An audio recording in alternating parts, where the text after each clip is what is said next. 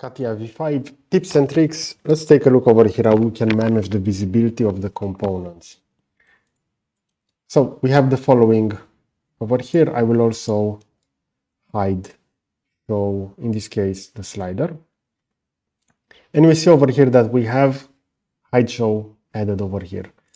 You're going to see the same icon over here on the bottom. So we can select multiple components. We can hide and show those. Or we can select this one, and after that we can select what exactly you want to hide. You can double click on that, and afterwards, for example, I don't want to see the parting lines, I don't want to see the parting surfaces, the parting lines and surface over here on the model, those will be hidden. You can left click over here once again to disable it. So this is how you can manage the geometrical sets visibility. It will actually be the same for parts, for sub-assemblies, and so on within the product tree.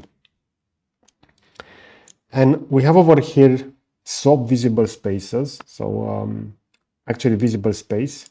That will be the following icon over here.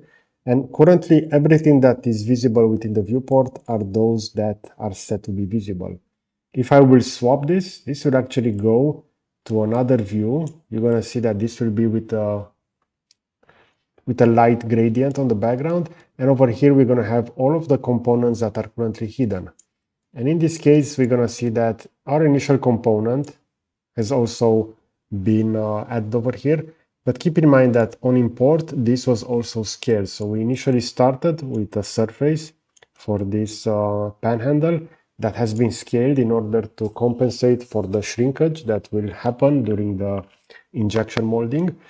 And over here, we're still going to have that visible. So we see over here the scaling and the closed surface, they are by default hidden, so are not visible over here in the viewport, but this is why it's important to know exactly how to control the visibility of the components. Especially for more complex elements, this will save a lot of time when working on those. Okay, so I hope you enjoyed this CATIA V5 tips and tricks. You're going to find a playlist with additional videos over here on the left. And I will also add a subscribe button to the right, so do consider to support if you enjoy this kind of content. Okay, so that's it. Thanks for watching.